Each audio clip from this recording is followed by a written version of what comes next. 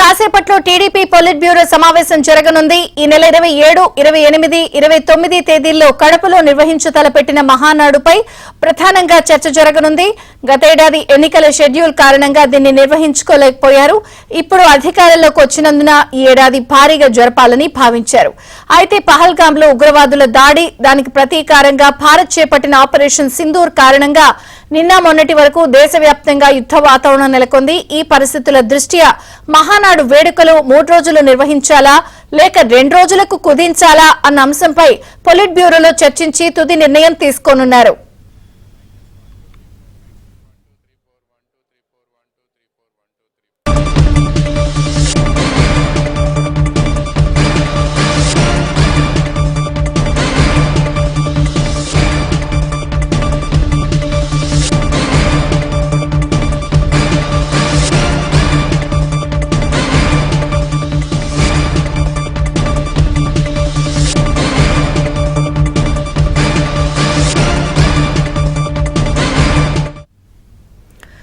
Breaking news చూస్తున్నాం. కాసేపట్లో TDP polit bureau సమావేశం జరగనుంది. ఈ నెల 27, 28, 29 తేదీల్లో కడపలో నిర్వహించ తలపెట్టిన మహానాడుపై ప్రధానంగా చర్చ జరగనుంది.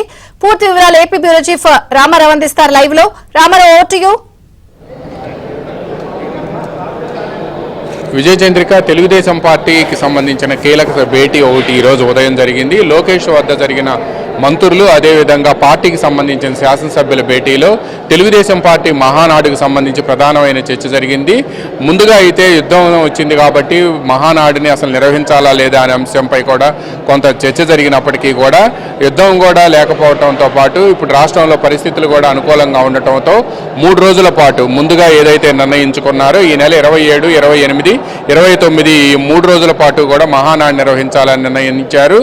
27వ తేదీన తెలుగుదేశం పార్టీ ప్రతినిధుల సభ అంటే పార్టీ సంస్థాగత నిర్మాణం, 28వ తేదీన అంటే తెలుగుదేశం పార్టీకి సంబంధించి కూటమి ప్రభుత్వం అధికారంలోకి వచ్చిన తర్వాత సాధించిన విజయాలు, అదేవిధంగా గతంలో ప్రతిపక్ష వైఫల్యాలు, వీటిపైన 29వ తేదీన భారీ బహిరంగ సభ నిర్వహించాలని నిర్ణయించారు.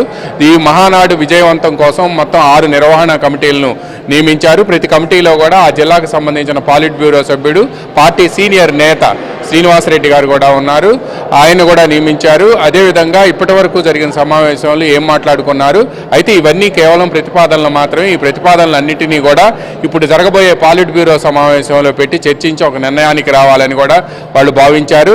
అసలు ఈ సమావేశంలో ఏం జరిగిందో మనతో మాట్లాడేందుకు కడప జిల్లాకు సంబంధించిన తెలుగుదేశం పార్టీ సీనియర్ నేత, పార్టీ పాలిట్ బ్యూరో సభ్యులు శ్రీనివాసరెడ్డి గారు ఉన్నారు. శ్రీనివాసరెడ్డి గారితో మాట్లాడదాం. సార్, ఏం జరిగింది? ముందుగా కడపలో ఫస్ట్ టైం మహానాడు నిర్వహించబోతున్నారు. పైగా ప్రతిపక్ష నేత ఆయన మాజీ సీఎం జగన్మోహన్ రెడ్డికి ధీటుగా నిలిచి పైగా 2024 ఎన్నికల్లో కూడా స్థానాలను గెలుచుకోగలిగారు. ఈసారి మహానాడు ఎన్ని రోజుల పాటు నిర్వహించాలని నిర్ణయించారు? ముందేమో కొంత యాంబిగ్విటీ ఉంది, ఎందుకంటే 2 రోజుల 3 రోజుల అనేది. ఏ నిర్ణయం తీసుకున్నారు? ఇప్పుడే ఇందాక పొద్దున 10 గంటల నుంచి 2 గంటల వరకు కూడా పార్టీ ప్రధాన కార్యదర్శి నారా లోకేష్ గారి అధ్యక్షతన రాష్ట్ర పార్టీ అధ్యక్షులు పల్లా శ్రీనివాసరావు గారు, అదేవిధంగా మహానాడుకు సంబంధించిన కమిటీ నేతలు అంటే సీనియర్ నాయకులు అందరూ కూడా మీటింగ్ జరిగింది. ఆ మీటింగ్లో 3 రోజులు మహానాడు నిర్వహించాలనే ప్రతిపాదన వచ్చింది. 3 రోజులు ఖచ్చితంగా జరుగుతుంది. మొన్న ఏదో యుద్ధ వాతావరణం వల్ల కొంత మీమాంస ఉన్నా ఇప్పుడు ఆ మీమాంస తొలగిపోయింది. ఖచ్చితంగా మొదటిసారి 43 సంవత్సరాల తర్వాత కడప జిల్లాలో ఎంతో గొప్పగా పండుగ వాతావరణంలో మహానాడు నిర్వహించాలని నిర్ణయించారు పార్టీ. ఈ 3 రోజుల్లో కూడా మొదటి 2 రోజులు ప్రతినిధుల సభ జరుగుతుంది. ఆ ప్రతినిధులు ఎవరెవరు అనేది కూడా పార్టీ ఇప్పటికే ఒక నిర్ణయానికి వచ్చింది. అది ఇప్పుడు జరగబోయే పాలిట్ బ్యూరో సమావేశంలో చర్చించి నిర్ణయాన్ని ప్రకటిస్తారు. మొదటి రోజు పార్టీ నిర్మాణం, 43 సంవత్సరాలుగా తెలుగుదేశం పార్టీ ఏ విధంగా నిర్మాణం అయింది, క్రియాశీలకంగా కార్యకర్తలు కానీ, సంక్షేమం కానీ, నాయకులను కానీ ఏ విధంగా తయారు చేసింది, దాని మీద మొదటి రోజు. రెండవ రోజు రాష్ట్ర అభివృద్ధి మీద, అంటే 22 సంవత్సరాలుగా పార్టీ అధికారంలో ఉంది. ఈ 22 సంవత్సరాల్లో పార్టీ అధికారంలోకి వచ్చిన తర్వాత ముఖ్యంగా రాయలసీమ సెంట్రిక్గా, రాయలసీమలో సాధించిన విజయాలు కావచ్చు, ఆంధ్రప్రదేశ్లో విజయాలు కావచ్చు, గత ప్రభుత్వ వైఫల్యాలు కావచ్చు, అభివృద్ధి కార్యక్రమాల మీద, సంక్షేమ కార్యక్రమాల మీద ప్రభుత్వ పనితీరు మీద, ఈ సంవత్సర పరిపాలన మీద కూడా రెండవ రోజు సభ తీర్మానాలు ఆమోదింపజేసే కార్యక్రమాలు ఉంటాయి. మూడవ రోజు బహిరంగ సభ సాయంత్రం 4 గంటల అంటే 29వ తేదీ. ఆ బహిరంగ సభలో ముఖ్యంగా రాయలసీమ ప్రాంతం నుంచి కూడా జన సమీకరణ ఇవన్నీ కూడా జరుగుతాయి. మినిమం 5 లక్షల నుంచి 7 లక్షల జనాభా వచ్చే విధంగా సభను జరపడం జరుగుతుంది. మొదటి మహానాడు ఇది ప్రభుత్వం ఏర్పడిన తర్వాత.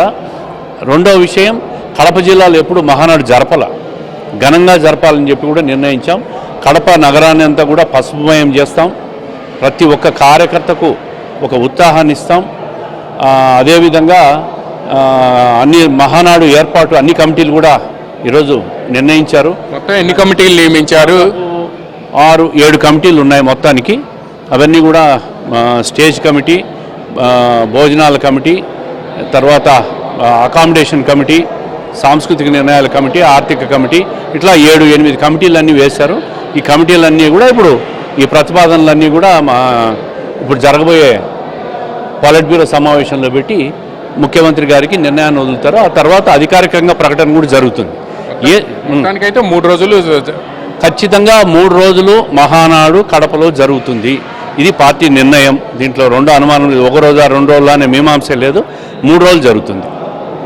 35 కిలోమీటర్ల పొడుగున కడప చుట్టూ రింగ్ రోడ్ ఉంది. ఎక్కడ ట్రాఫిక్ ఇబ్బందులు కానీ, అకామిడేషన్స్ వసతులు లేవని కానీ ఎవరు కూడా అనుకోవాల్సిన అవసరం లేదు. కడప జిల్లా వ్యాప్తంగా అన్ని నియోజకవర్గాల హెడ్ క్వార్టర్స్లో కూడా అన్ని లాడ్జ్లు, కళ్యాణ మంటపాలు, అదేవిధంగా ప్రైవేట్ కాలేజీలు ఇవన్నీ కూడా తీసుకున్నాం. అన్ని నియోజకవర్గాలకు కూడా వసతి సౌకర్యాన్ని అలాట్మెంట్ కూడా చేస్తాం. గొప్పగా జరుగుతుంది. ఎక్కడ కూడా ఏ కార్యకర్త కూడా పార్టీకి సంబంధించిన శ్రీకాకుళం నుంచి ఇటు చిత్తూరు అటు అనంతపురం వరకు కూడా ఎవ్వరు ఇబ్బంది లేకుండా అన్ని ఏర్పాట్లు కూడా ఘనంగా చేస్తాం. థ్యాంక్ యూ సో మచ్ అండి శ్రీనివాస్ రెడ్డి గారు.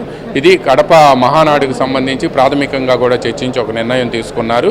ఇక కేవలం ఇప్పుడు పాలిట్ బ్యూరోలో ఏదైతే ఈరోజు ఉదయం నుంచి ఇప్పటి వరకు జరిగిన ప్రతిపాదనలు ఉన్నాయో ఈ ప్రతిపాదనలకు సంబంధించి ఇప్పుడు పాలిట్ బ్యూరోలో పెట్టి వాటన్నిటిని కూడా ఆమోదించాల్సి ఉంది.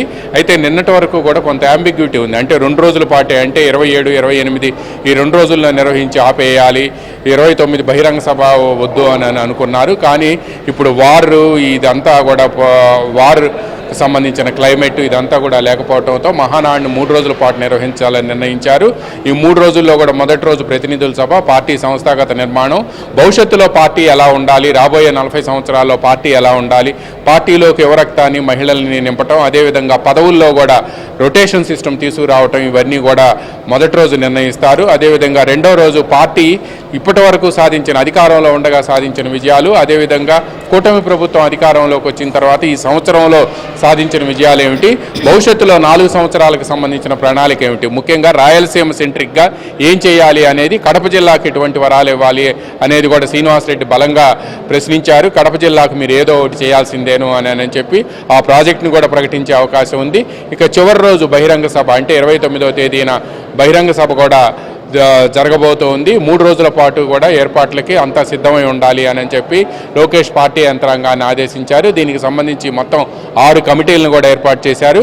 ఇప్పుడు లోకేష్ వద్ద జరిగిన మంత్రులు, అదేవిధంగా పార్టీకి సంబంధించిన సీనియర్ నేతల సమావేశంలో ఏదైతే చర్చించి ప్రతిపాదనలు తయారు చేశారో వాటన్నిటినీ కూడా ఇప్పుడు పాలిట్ బ్యూరోలో పెట్టి ఆమోదింపజేయాల్సి ఉంది. మరి కొద్దిసేపట్లోనే పార్టీ జాతీయ అధ్యక్షుడు AP CM Chandrababu Naidu party కేంద్ర కార్యాలయానికి చేరుకోబోతున్నారు. ఆయన వచ్చిన వెంటనే కూడా పాలిట్ బ్యూరో సమావేశం ప్రారంభం కాబోతుంది. Vijay Chandrika, over to Hyderabad studios. Thank you Ramarao.